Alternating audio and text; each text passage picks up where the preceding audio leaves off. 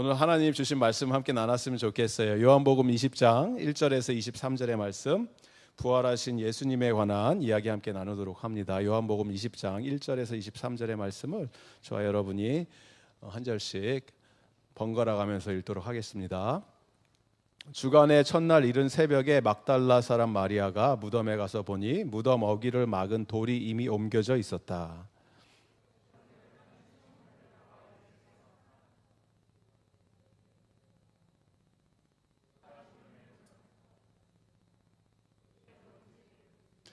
베드로와 그 다른 제자가 나와서 무덤으로 갔다.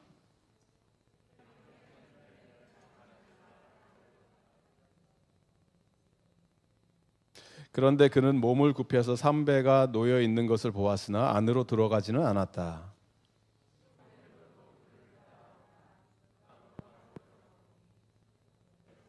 예수의 머리를 싸맸던 수건은 그 삼배와 함께 놓여 있지 않고 한 곳에 따로 개켜 있었다.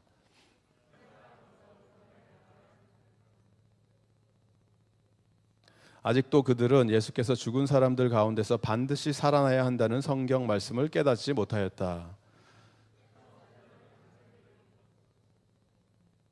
그런데 마리아는 무덤 밖에 서서 울고 있었다. 울다가 몸을 굽혀서 무덤 속을 들여다보니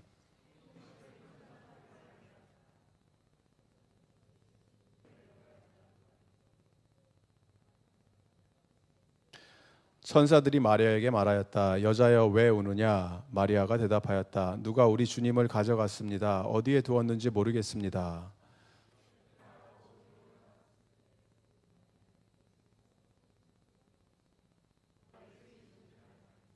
예수께서 마리아에게 말씀하셨다. 여자여 왜 울고 있느냐? 누구를 찾느냐? 마리아는 그가 동산지기인 줄 알고 여보세요. 당신이 그를 옮겨 놓았거든. 어디에다 두었는지를 내게 말해 주세요. 내가 그를 모셔가겠습니다 하고 말하였다.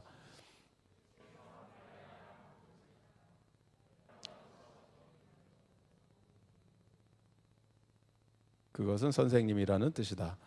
예수께서 마리아에게 말씀하셨다. 내게 손을 대지 말아라. 내가 아직 아버지께로 올라가지 않았다. 이는 내 형제들에게로 가서 이르기를 내가 나의 아버지 곧 너희의 아버지 나의 하나님 곧 너희의 하나님께로 올라간다고 말하여라.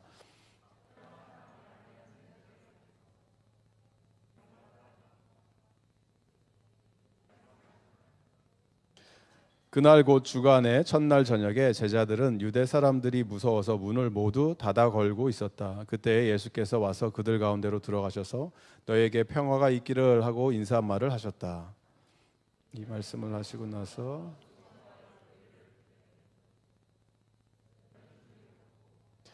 예수께서 다시 그들에게 말씀하셨다. 너에게 평화가 있기를 빈다. 아버지께서 나를 보내신 것 같이 나도 너희를 보낸다.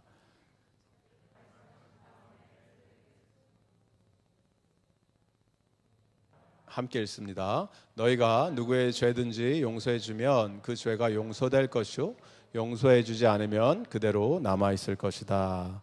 아멘. 할렐루야. 주님은 살아계십니다. 옆에 계신 분들과 인사 나눌까요? Jesus is risen. He is risen indeed. 네, 예수님께서 우리 십자가에서 돌아가시고 난 이후에 예수님의 시신을, 예수님의 버디를 찾으려고 누가 빌라도에게 갔었죠. 그 사람을 우리는 아리마대 사람 요셉이라고 하는 사람이라고 해요. 요셉이라는 어떤 사람이 빌라도에게 가서 저 시신을 나에게 주십시오 이렇게 얘기를 했다고 해요. 그러니까 빌라도가 물어봤어요. 아니 왜 필요한데? 그랬더니 요셉이 예수님을 제가 나의 그 무덤으로 쓰려고 했던 그 무덤에 좀 묻기를 원합니다. 장사 지내기를 원합니다. 근데 이제 유대인들 여러분 아시다시피 돌무덤을 해갖고 거기에 가족들이 다 들어와서 무덤으로 그렇게 사용하는, 땅에다 묻는 것이 아니고 동굴 같은 데다 넣는 그러한 장례였잖아요.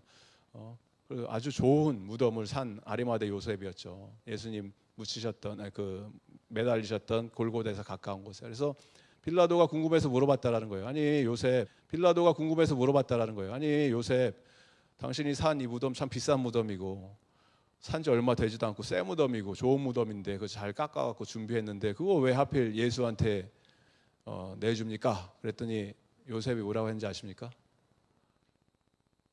It's only for the weekend. 네, 네. 주말만 사용하실 거예요. 이렇게 말씀하셨다라는 거예요. 주말만 쓰실 거예요. 부활하실 거라는 거죠. 예, 부활하실 거라. 그래서 주말만 잠시 쓰고 다시 돌려 리턴하실 것이다.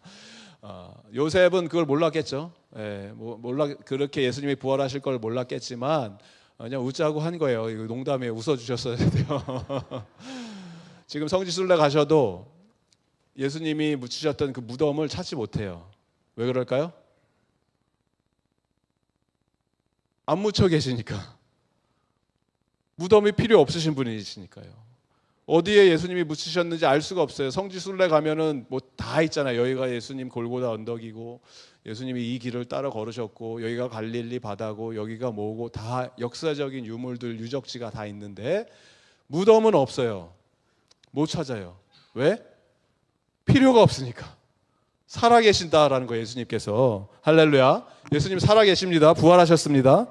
지금 예수님이 우리 곁에 계시고 부활하신 분이기 때문에 이것이 저와 여러분의 인생의 모든 거를 다 바꿔놨다라는 거예요. 부활이 없으면 저와 여러분에게 구원이 없습니다. 부활이 없으면 저와 여러분에게 미래에 대한 확신이 없습니다. 부활이 없으면 여전히 우리는 죽음을 두려워해야 돼요. 죽으면 어떻게 될지 모르잖아요. 부활이 없다면. 하지만 우리는 부활하신 예수님을 믿습니다. 부활하신 예수님이 계시기에 구원에 대한 확신이 있는 것이고 부활하신 예수님이 계시기에 우리에게 앞으로 일어날 미래에 대한 소망이 있다라는 거예요. 여러분 믿으십니까? 예수님의 부활을 믿는다는 것은 미래에 대한 소망을 품고 이 땅을 살아간다라는 거예요. 부활이 있기 때문에 우리는 더 이상 여러분 죽음을 두려워할 필요가 없습니다. 이 세상의 그 어떤 종교나 철학, 좋은 사상, 생각들 이 모든 것도 죽음이라는 현실 앞에서는 해답을 제시해 주지 못합니다. 그러나 예수님 안에 있는 사람들, 그리스도 안에 있는 자들은 부활의 첫 열매 되신 예수님을 의지하고 신뢰하는 사람들은 더 이상 죽음이 우리의 발목을 잡지 못한다라는 믿음 안에서 사는 자들이 바로 부활 신앙을 고백하는 자들임을 여러분 붙드시기 바랍니다. 그게 바로 부활의 의미예요. 예수님께서 오늘 이 요한복음에서 나오는 부활하신 장면을 우리가 살펴볼 것인데 여기서 나오는 예수님의 이 모습은 다른 누가복음이나 마가복음이나 또 마태복음에서 조명하고 있는 부활의 관점하고는 조금 더 다른 관점으로 기록이 되어 있어요. 무슨 말이냐면 제가 요즘 뺄게요. 죄송합니다. 무슨 말씀이냐면 오늘 말씀 읽어보셔서 아시겠지만 이 요한 같은 경우는 요한은 그 예수님이 무덤에서 부활하셨다라는 없어지셨다라는 소식을 듣고 어떻게 해요? 요한이 오늘 어떻게 해요? 달려갔다라는 거예요, 무덤으로. 그러니까 요한은 마태나 마가나 누가는 예수님이 부활하신 이 무덤을 가본 적이 없어요. 하지만 요한은 자기가 달려가서 그 현장을 본 사람이라는 거예요. 그래서 이런 각도로 요한은 지금 부활에 대해서 우리에게 설명을 해주고 증명을 해주고 증거를 해주고 있다는 것입니다. 그래서 요한의 시각으로 봤을 때 부활은 어떤 의미냐? 첫 번째, 부활은 하나님의 약속의 성취다라는 이야기입니다. The resurrection of Jesus Christ is the fulfillment of God's promise. 하나님의 약속이 이루어졌다라는 거예요. 여러분 하나님 약속을 믿으십니까? 하나님은 약속을 반드시 지키시는 분이라는 것을 확신하십니까? 하나님께서 저와 여러분 인생 가운데 하나님의 말씀이라는 이 약속을 우리에게 주셨을 때는 하나님은 변치 않으시는 분, 실수가 없으시는 분, 거짓이 없으신 분이기 때문에 반드시 여러분에게 주신 약속을 지키십니다. 오늘 말씀에 보니까 제자들은 예수 그리스도가 죽었다가 살아날 것이라는 것을 상상도 하지 못했다라는 거예요. 당연하죠. 죽은 사람이 어떻게 살아나요? 그걸 기대하고 있을 사람이 누가 있겠었습니까? 아무도 그걸 기대도 안 했고 예수님이 예전에 그렇게 말씀을 해주셨지만 믿지 않았다라는 거예요. 그리고 오늘 말씀의 20장 9절의 말씀, 아직도 그들은 예수께서 죽은 사람들 가운데서 반드시 살아나야 한다는 성경 말씀을 깨닫지 못하였다. 제자들은 예수님께서 그렇게 나는 죽었다가 살아날 것이다를 몇 번을 말씀을 해주셨는데 안 믿었다라는 거예요. 그걸 어떻게 믿어요? 죽은 사람이 살아나는 것을. 그런데 이 약속에 대해서 요한은 이제 선명하게 깨달은 거죠. 이 어떤 약속입니까? 반드시 성경 말씀, 죽었다가 사람이 살아날 것이다 라는 약속이 어디에 있냐면 시편 말씀에 보면 시편 16장 10절의 말씀, 우리가 한 목소리를 읽겠습니다. 시작. 주님께서 나를 보호하셔서 죽음의 세력이 나의 생명을 삼키지 못하게 하실 것이며 주님의 거룩한 자를 죽음의 세계에서 버리지 않으실 것이기 때문입니다. 아멘. 시편 기자의 고백을 통해서 하나님께서 죽은 사람을 살리시고 보호하실 것이라는 확신의 약속을 주셨고, 또 호세아서에도 이런 약속이 또 있습니다. 호세아서 6장 2절 말씀, 시작. 이틀 뒤에 우리를 다시 살려주시고 사흘 만에 우리를 다시 일으켜 세우실 것이나 우리가 주님 앞에 살 것이다. 그러니까 구약에 있는 여러 예언들, 약속이 예수 그리스도가 죽음에서 부활하시는 걸 통해서 성취가 되고 이루어지는 것을 이제는 눈앞에서 보았다라는 것을 요한이 기록을 하고 있었다라는 것입니다. 하나님은 지금도 저와 여러분에게 말씀하고 계십니다. 여러분, 하나님의 약속을 붙드시기 바랍니다. 하나님의 약속은 반드시 이루어진다라는 거예요. 우리 인생 가운데. 그 약속 중에 가장 우리의 마음을 안정시켜 주시고 또 확신 가운데 이 땅을 살게 해주시는 이 약속은 무엇이냐면, 이 세상에 있는 그 어떠한 것도 예수 그리스도 안에 있는 자는 그들에게는 결코 정죄함이 없기 때문에 죽음이나 사망이나 그 어떠한 것도 우리 안에, 예수님 안에 있는 생명의 성령의 법 안에 있는 자들을 흔들어 놓을 수가 없다라는 약속. 죽음이 우리를 붙들 수 없고 그 어떠한 이 세상의 위협이나 우리를 무너뜨리려고 하는 그 모든 것도 우리를 흔들어 놓을 수 없다라는, 예수님 안에 있는 자들만이 누릴 수 있는 약속이 우리에게 있다라는 것입니다. 여러분, 이 약속을 붙드시기 바랍니다. 예수님이 우리에게 주신 이 생명의 성령의 법, 약속은 예수님께서 부활을 통해서 말씀이 성취됨으로 우리에게 동일하게 허락해 주신 하나님의 약속이 되었다라는 것이에요.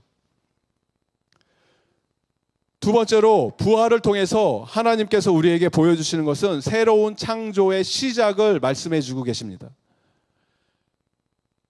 The resurrection of Jesus Christ tells us now we are the new creation in Jesus Christ. We have a new beginning in Him. 예수님 안에 있는 자들에게는 새로운 생명이 시작이 되었다를 우리에게 보여주고 계세요. 베드로와 요한이 빈 무덤을, 베드로와 요한이 막 달려가죠. 무덤으로. 당황해서 요한이 달리기가 빨랐던 것 같아요. 베드로보다. 그래서 자기가 먼저 갔다고 얘기하잖아요. 먼저 뛰어가서 갔는데 차마 들어가지 못해요. 무서우니까.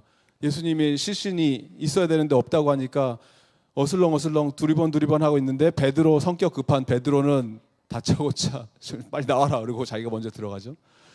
들어가서 보니까 없는 거예요, 예수님의 시신이. 그리고 옷이 벗어져 있는데 오늘 말씀해 보니까 따로 개어져 있었다. 누가 이거를, 옷을, 여러분 주무시다가 일어나서 잠옷 갈아입으면은 그냥 던져 놓으시는 분도 계시지만 잘 개어 놓으시는 분도 계시잖아요. 누군가가 옷을 벗어서 개어 놨다라는 거예요. 이게 무슨, 이런 표현들, 여러분, 이 묘사들이 그냥 지어낸 이야기가 아니고 직접 이 장면을 자기가 눈으로 보고 목격한 사람이 썼다라는 거예요. 내가 누구보다 달리기가 더 빨리 가서 내가 먼저 들어가고 이 사람이 먼저 들어가고 그런 이야기를 쓸 필요가 없잖아요, 전혀. 이 얘기를 왜 써요? 재미도 없고. 왜 썼을까요? 진짜 그런 일이 일어났기 때문에 쓴 거예요. 요한하고 베드로가 달려갔기 때문에. 그게 요한의 기억 속에는 생생하게 기억이 나고 있기 때문에. 무덤 속에 정말 옷이 개어져 있었던 걸 자기 눈으로 봤기 때문에 기록을 했다라는 거예요. 그리고 나서 마리아도 뒤쫓아오죠. 이 소식을 전해줬던 메리가 she follows them and she went into the tomb and also she found that there is nobody left. 그리고 이 남자들은 그냥 돌아가요. 베드로와 요한은 둘이 예수님 어디 갔어? 어디 갔어? 그리고 그냥 집으로 가자 그리고 갔어요. 그런데 마리아는 남아서 거기서 이제 찾기 시작하죠. 예수님 어디 가셨을까? 누가 예수님의 시신을 가져갔나? 두리번 찾고 있는 가운데 누구를 만납니까? 부활하신 예수 그리스도가 거기에 나오죠. 그 대화가 오늘 나옵니다. 15절 예수께서 마리아에게 말씀하셨다. 여자여 왜 울고 있느냐? 누구를 찾느냐? 마리아는 그가 동산지기인 줄 알고 여보세요 당신이 그를 옮겨 놓았거든 어디에 두었는지 내게 말해주세요. 내가 그를 모셔갈 것입니다. 이렇게 말을 했다라는 거예요. 마리아가. 그 이른 아침에 새벽에 그 무덤가에서 왔다 갔다 할 사람은 가드너 한 명밖에 없다라는 거예요. 누가 이 이른 아침에 여기 와서 무덤을 방문합니까? 무덤가를. 그런데 마리아의 생각과 추측은 당연히 예수님이 부활해서 살아나서 왔다 갔다 하실 거는 상상을 못하니까 이건 가드너일 거다. 그래서 가드너가 아마 예수님의 시신을 옮겼을 거다라고 추측을 하고 그렇게 얘기를 했다는 거예요. 나는 예수님의 시신을 찾고 있다. 당신이 옮겼으면 좀 달라. 이렇게 표현을 하니까 이제 예수님께서 말씀을 하시죠. 마리아야 이렇게 부르셨다는 거예요. 16절에 마리아야. 그때 비로소 마리아가 깨닫게 됩니다. 내가 듣던 예수님의 목소리네. 내가 알던 예수님의 음성이네. 그리고 예수님을 쳐다봤겠죠. 그리고 나서 마리아는 히브리어 말로 라브니 선생님 하면서 예수님의 상상을 해보시면 엎드려서 바지가랑이를 붙들었겠죠. 붙들고 예수님. 그러니까 예수님이 뭐라고 하십니까? 17절에 예수께서 마리아에게 말씀하셨다. 내게 손을 대지 말아라. 내가 아직 아버지께로 올라가지 않았다. 영어로 보시면 좀 더 정확해요. Jesus said to her, do not cling to me. 그러니까 예수님을 막 만지고 이런 게 아니고 예수님께 어떻게 하고 있어요? 막 매달리고 있는 거예요. 마리아는. 매달리고 예수님 막 이렇게 하고 있는 상황 속에서 예수님이 하시는 말씀, 이제 내 형제들에게 가서 이르기를 내가 나의 아버지 곧 너의 아버지 나의 하나님 곧 너희의 하나님께로 올라간다고 말하여라. 그렇기 때문에 여기서 손을 대지 말라라는 표현보다는 영어 번역이 더 원어에 가까운 표현이에요. 나한테 매달려 있지 말아라. 마리아는 예수님, 난 다시는 예수님 보내드리지 않을 거예요. 예수님 끝까지 붙들고 있을 거예요. 꽉 붙들고 있을 거예요. 이렇게 표현을 하고 있으니까 예수님께서 말씀하시는 이 표현은 내가 아직 아버지께로 올라가지 않았다라는 개념은 시간의 개념보다는 신학적인 개념이에요. 무슨 말이냐? 예수 그리스도께서 높임을 받으시고 올라간다라는 표현을 할 때 요한이 할 때는 그것은 예수 그리스도의 독솔로지를 얘기하는 거예요. 예수님의 영광을 얘기하는 거예요. 예수님이 영광 받으셔야 되고 영광 가운데 거하셔야 되고 십자가에 높이 들리시는 게 예수 그리스도의 영광이었고 하나님 아버지께 올라가는 게 예수님의 영광의 순간이었는데 아직 그 영광의 현장 순간으로 가야 되시는데 자꾸 붙들고 있고 죽음에 머물러 있어야 되는 예수 그리스도를 붙들고 있는 마리아한테 지금 선포를 하시는 거죠. 나는 예전에 그 예수가 아니다. 이제는 영광 가운데 있는 예수다. 영광 가운데 올라가는 예수다. 그렇기 때문에 형제들에게 가서 선포를 해라. 어떤 선포예요?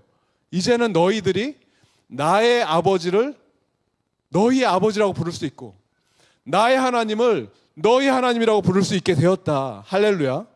예수님께서 십자가에 돌아가시고 부활하셔서 하나님 아버지의 영광 가운데 올라가심으로 말미암아 이루어진 일이 저와 여러분의 삶 속에서 이루어진 일이 부활하신 예수님을 통해서 우리는 하나님을 나의 하나님이라고 고백할 수 있고 하나님 아버지를 나의 아버지라고 부르게 되었다라는 것입니다.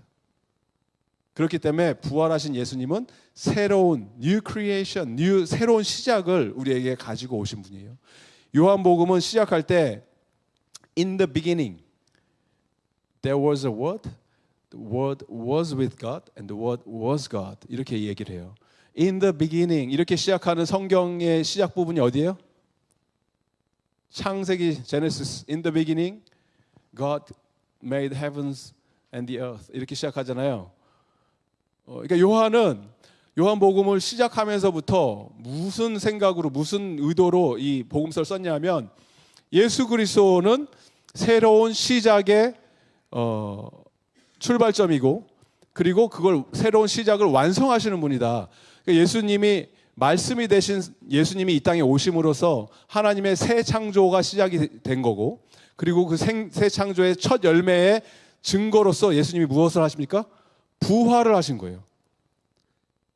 그러니까 저와 여러분이 이제는 예수 그리스도 안에 있는 자라면 부활에 동참하는 자라면 바울의 고백처럼 고린도 후서 5장 17절의 말씀 우리 함께 읽습니다. 시작. 누구든지 그리스도 안에 있으면 그는 새로운 피조물입니다. 옛것은 지나갔습니다. 보십시오. 새 것이 되었습니다. 아멘. 얼마나 많은 경우 우리는 내 인생에 새 출발하기 원합니까? 지나간 과거에 얽매여서 후회의 연속, 끊어지지 않는 죄의 잔재들, 흔적들에 묶여서 새로운 삶 시작하기 원한다. 지워지지 않는 이러한 흔적 가운데 고통받고 있는 사람들이 얼마나 많습니까? 그런데 예수님 안에 있는 자는 누구든지 그리스도 안에 있으면 새로운 피조물이다.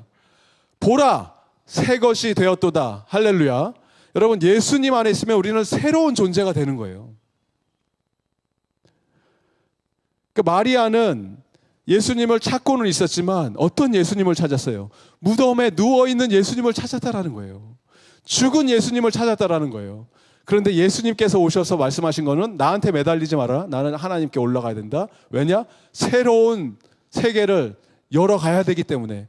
마찬가지로 너희들도 이제는 과거에 그러한 얽매여 있던 것에 묶여 있을 필요가 없다. 예수 안에 있는 자는 새 생명을 얻은 자들이다. 예수 안에 있는 자들은 새 출발을 할 수 있는 자들이다. 예수 안에 있는 자들은 이제는 나와 함께 새로운 하나님 나라의 백성으로서 이 세상의 삶도 새로운 삶을 누릴 수 있는 놀라운 특권과 은혜를 누릴 수 있는 자가 되었다. 이 예수 그리스도의 초대에 여러분 응답하시는 저와 여러분 되기를 주님의 이름으로 축복드립니다. 그게 바로 예수 그리스도의 부활이 우리에게 주는 메시지라는 거예요. 세 번째로 부활하신 예수님께서는 우리에게 성령님을 보내주십니다. The reason Jesus Christ has sent us the Holy Spirit so that we may live according to God's good and holy and pleasing will. 우리가 이 땅을 살 때 예수님 부활을 믿고 십자가를 붙들고 산다고 해도 내 힘으로 내 의지로 내 능력으로 안 되는 걸 예수님 너무 잘 알고 계시기에 우리에게 무슨 선물을 주십니까? 성령님을 우리에게 보내주시는 거예요.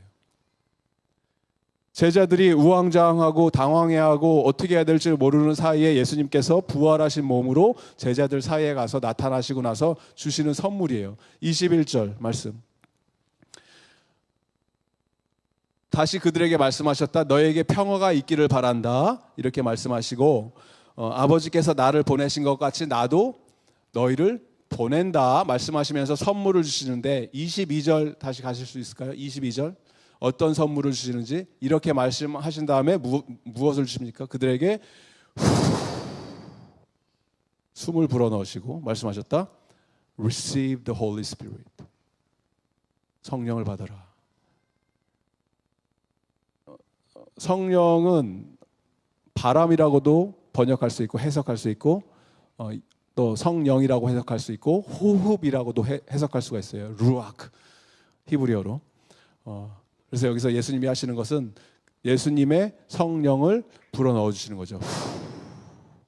그래서 성령님께서 임재를 하시고 그 예수 그리스도 부활하신 주님을 눈으로 보는 제자들에게 주신 첫 번째 선물 제자 공동체, 예수 공동체가 누려야 되는 것은 성령 하나님과 함께 하시는 그 예수님의 하나님의 임재를 경험케 해주시고 이걸 통해서 교회가 하기를 원하시는 게 무엇이에요? 지금 교회가 21절에 다시 가시면 아버지께서 나를 보내신 것처럼 나도 너희를 보낸다. 예수 제자 공동체를 이제 보내시는 거죠. 여기서 미시오 데이가 나오는 거예요. 하나님 아버지 보내시는 하나님, 성교의 하나님, 성교적인 교회. 그리고 이 교회가 해야 되는 일은 23절 어떤 일들을 감당합니까? 너희가 누구의 죄든지 용서해 주면 그 죄가 용서될 것이요 용서해 주지 않으면 그대로 남아 있을 것이다. 예수 그리스도가 주인이 되신 예수님의 제자 공동체가 믿지 않는 세상을 향해서 우리가 선포하는 것은 복음을 전하고 이들이 예수님의 사랑을 경험하고 하나님 앞에 돌아와서 회개하고 변화돼서 하나님 나라의 백성이 되고 한 가족이 될 때 우리가 깨닫게 되는 것이 교회에 하나님이 주신 놀라운 특권을 우리가 누리게 되는 건데 그것이 바로 무엇이에요? 죄의 용서와 사함과 거듭남과 새로워지는 것을 교회 안에 믿음의 공동체에서 경험하게 된다는 거예요. 여러분의 삶의 인생의 여정 가운데 내가 어떻게 예수를 알게 됐고 믿게 됐고 복음을 듣게 됐고 예수를 모르던 그 시절과 또 예수님을 알게 돼서 교회의 식구가 된 이 삶을 돌이켜 봤을 때 그 과정 중에서 나를 여기까지 인도하고 이끌고 했던 그 수많은 믿음의 형제 자매들, 예수를 따르는 제자 공동체, 그 역할이 바로 지금 이 일을 한 거예요. 우리가 예수님 안에서 죄 사함을 받고 용서를 받고 하나님 나라의 백성이 되었다는 그 놀라운 특권을 하나님께서 우리에게 허락해 주셨다는 거예요. 누구에게? 부활하신 예수님을 붙들고 성령 안에서 거하는 예수님의 공동체를 통해서. 우리 멜번 한인 장로교회 KPCM이 그러한 예수님의 놀라운 복음 사역에 앞장서서 세상을 향해 달려나가는 성령의 감동으로 죽어가는 영혼들을 구원해내고 죄사함의 용서를 선포하고 그 가운데 놀라운 믿음의 회복이 일어나고 또 구원받은 성령의 하나님 나라의 백성의 수가 더해지는 이 역할을 감당하는 그런 믿음의 공동체가 되기를 예수님의 이름으로 축복드립니다. 이 일들 감당케 하기 위해서 하나님께서 부활하신 모습을 우리에게 보여주셨고 성령을 허락해 주셨고 우리에게 믿음을 결단하게 해주셨다라는 것입니다.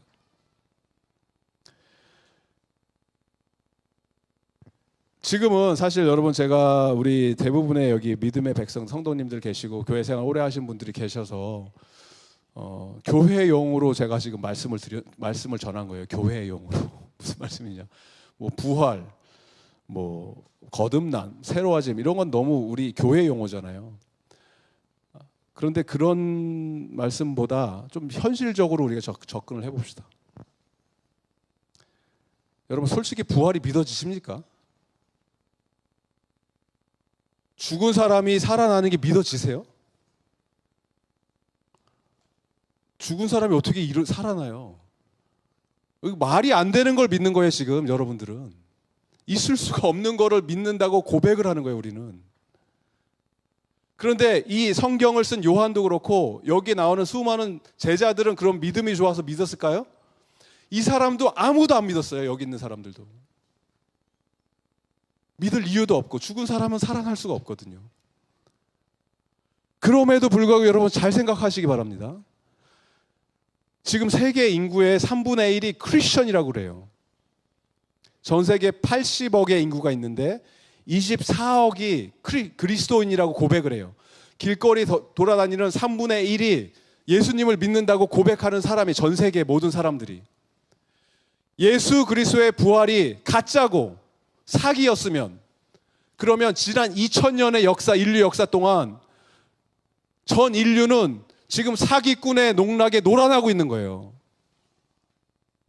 말도 안 되는 인류 역사가 지금까지 진행되어 온 거예요.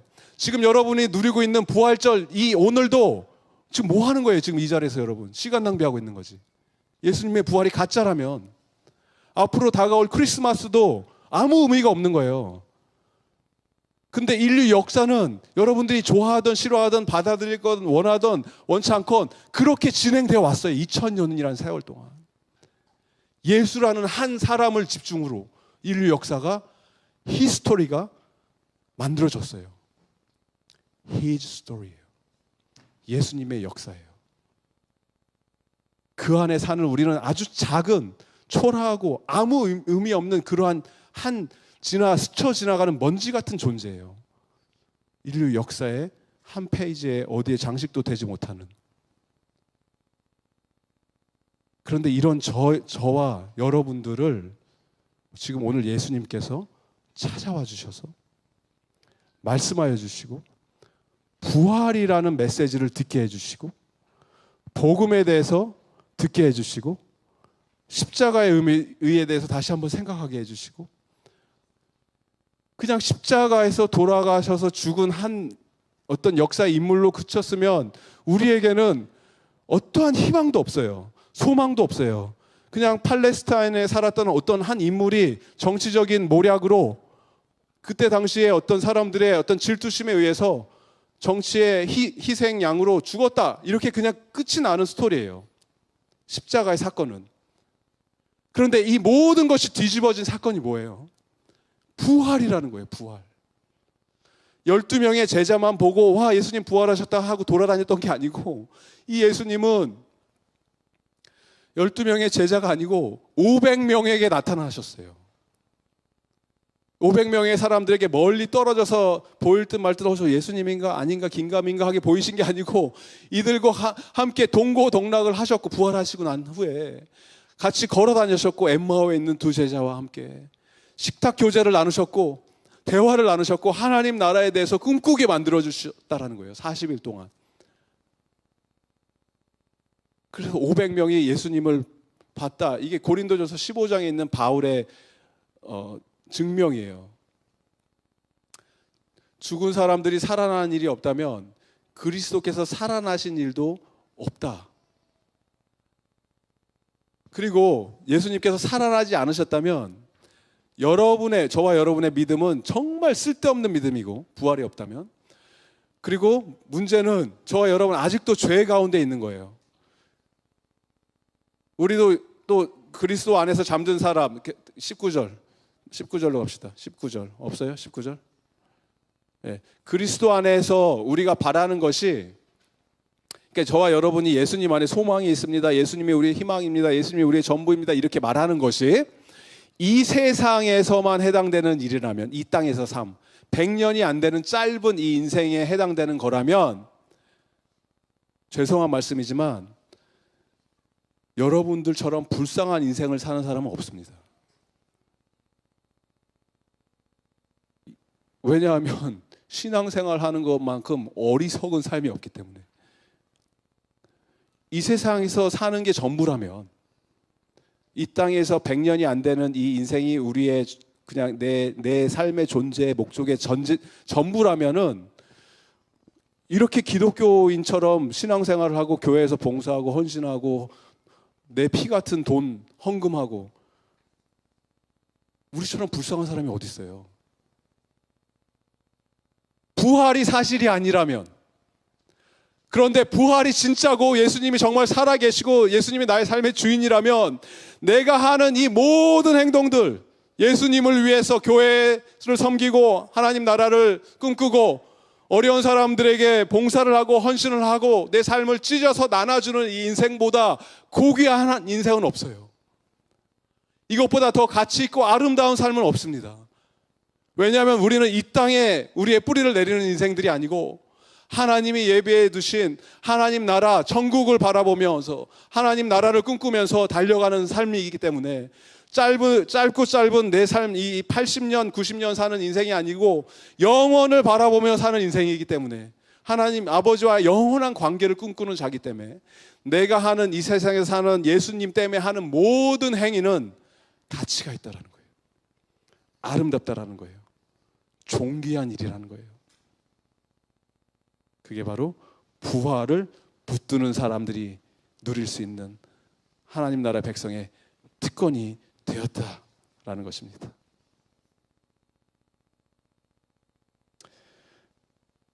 요즘 시간이 지나면서 이 세상에서 돌아가는 일들, 현상들을 바라보면서 저는 개인적으로 이런 생각이 많이 들어요. 아무리 이제 논리적으로, 객관적으로, 저는 대학에서 고대사를 전공했습니다. 역사학. 그래서 성경을 바라볼 때도 하나님 말씀, 이게 사실은 뭐 하나님의 말씀 성경이라기보다는 먼저 우선적으로는 2000년 전에 쓰여진 글이잖아요. 역사서적인 관점으로 성경을 바라보게 되면, 그리고 이 성경뿐만 아니라 이때 당시 쓰여졌던 수많은 역사학자들의 그 내용들, 예수 그리스도를 증거하는 내용들, 그리스도인들의 삶, 이런 것들을 보면은 안 믿을 수가 없는 거예요. 하나님, 예수님을 안 믿는 게 더 힘들다라는 거예요. 과학적으로도 뭐 창조과학 이런 것까지 안 들어간다 하더라도 밤하늘의 별을 바라보고 세상에 돌아가는 이 이치와 원리를 계산해보고 따져보고, 일론 머스크가 아시죠? 일론 머스크가 테슬라 주인, 이 친구가, 이분이 자기가 계산을 하고 논리적으로 따져보고 판단을 하고 이 세상이 돌아가는 것들을 확률적으로 계산하니까 어떤 결론을 내는지 알아요? 이 세상은 99.9%가 시뮬레이션에 의해서 돌아가는 세상이다, 이렇게 얘기를 해요. 무슨 말이냐? 여러분 매트릭스 영화 보셨죠? 매트릭스 보면은 이게 현실 세계와 가상 세계가 구분이 안 되고 혼돈이 돼서 어떻게 돌아가는지 막 모르잖아요. 근데 돌아가는 이 세상의 이치와 원리가 우연으로 일어날 수 있는 확률이 0.00001%라는 거예요. 우주의 시스템이, 해가 뜨고 달이 지고 별이 있고 우리의 모레큘이, 분자, 원자, DNA에 있는 이런 구조들이 진화로서는 일어날 수가 없는 거라는 거예요. 확률적으로. 이건 누군가가 디자인을 했다, 이 얘기를 하는 거예요. 그래서 이건 시뮬레이션일 확률이 높다라고 얘기를 한다는 거예요. 근데 이건 시뮬레이션이 아니고 우리가 보는 믿음의 백성의 눈으로 봤을 때 뭐예요? 태초에 하나님이 천지를 창조하셨다. 하나님이 인간을 하나님의 형상대로 만드셨다. 하나님이 온 우주 인류의 주인 되어 주시고, 팔짱 끼고 어떻게 사나 바라보시는 분이 아니고 우리 삶 속에 개입하시고 하늘을 찢으시고 이 땅 가운데 오셔서 우리와 같은 인간이 되시고 우리를 위해서 당신의 사랑을 증명해 보이셨다 라는 것이 우리가 붙드는 부활의 메시지라는 거예요. 이 세상에 결코 우연으로 일어날 수 있는 일은 아무것도 없습니다. 하나님이 개입하시지 않고 붙드시지 않으면 불가능하다라는 거예요. 확률적으로 따져도 하나님을 안 믿을 수 없는 세상 속에 살면서 너무나 많은 영혼들이 하나님 이외에 다른 것을 의지하고 신뢰하고 살아가고 있어요.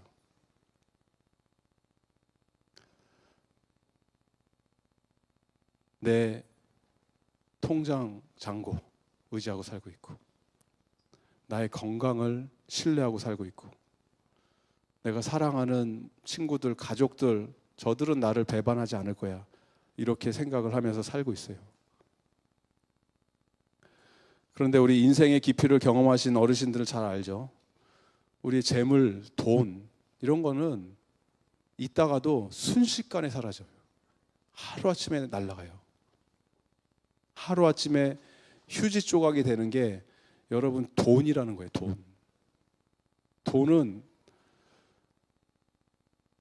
돈 자체가 아무런 가치의 효용이 없어요. 돈은 그냥 종이에요. 이거를 우리가 서로 상호 신뢰하는 관계 속에서 내가 이만큼의 돈을 지불할 테니까 이거를 인정해줘 라고 할 때 서로 의미가 생기는 거예요. 러시아 루블 쓰레기예요. 아무런 가치가 없는 거예요. 그건 휴지 조각이 된 거예요. 호주 달러라고 그렇게 안 될 것 같아요? 그러면 아메리칸 달러면은 안전하실 것 같아요?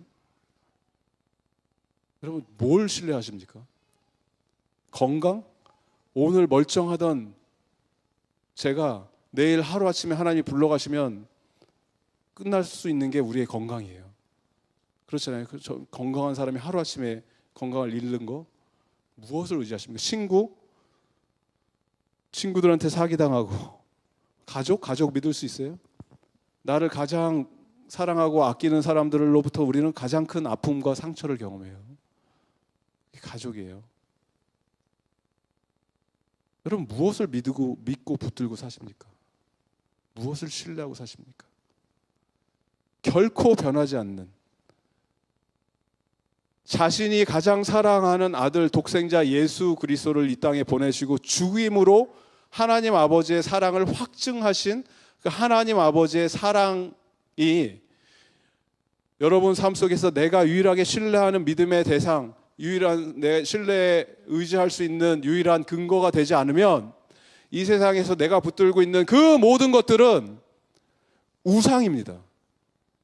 그리고 그 우상은 하나님이 가만히 두지 않으세요. 내가 하나님 사랑하기보다 하나님 신뢰하기보다 더 사랑하는 것도 붙들고 의지하고 원하는 것은 우상이에요. 그리고 이 모든 것들을 하나님께서 부활이라는 걸 통해서 당신의 사랑을 확증시키시고 그 사랑 안에 우리를 초대하셨습니다. 예수님과 함께 부활을 공유하는 자들에게는 사망은 무너졌습니다. 더 이상 죽음이 우리의 발목을 잡을 수가 없습니다. 예수 그리스도 안에 있는 자들에게는 새로운 생명의 탄생이 시작되었습니다. 말씀을 우리가 이 시간에 여러분 기억하시면서 붙들면서 나가실 때 세 가지, 부활은 하나님 아버지의 약속, 말씀의 약속에 대한 성취이기 때문에 하나님 내 인생 가운데 약속해 주신 것들, 말씀으로 확증시켜 주신 것들 부활 안에 있을 때 하나님 이루어질 것을 믿습니다. 하나님 나는 그 중에 가장 아름다운 것, 새 창조물, 새 피조물이 되었습니다. 이제는 예수 그리스도 안에 있는 자들에겐 결코 정죄함이 없기 때문에 하나님 아버지 나에게 생명의 풍성함을 누리는 인생 되게 하여 주시옵소서. 그리고 마지막으로 하나님 우리 교회 공동체 부활을 믿고 소망하는 모든 믿음의 백성들에게 하나님께서 찾아와 주셔서 말씀하여 주셔서 성령을 허락해 주셨기 때문에 이제는 우리에게 하나님께서 우리 안에서 이 안에서 머물러 있으라고 말씀하신 것이 아니고 세상을 향해 나가서 하나님 나라의 복음을 전하고 믿지 않는 자들에게 생명의 선물을 나누어 주고 이들이 죄 사함의 권세를 누리고 하나님 아버지의 자녀로서 살아갈 수 있도록 그렇게 인도하는 역할을 감당하도록 하나님께서 우리 믿음의 공동체를 세워주셨음을 믿으시기 바랍니다. 그게 바로 오늘 우리에게 주시는 부활에 관한 메시지라는 것입니다.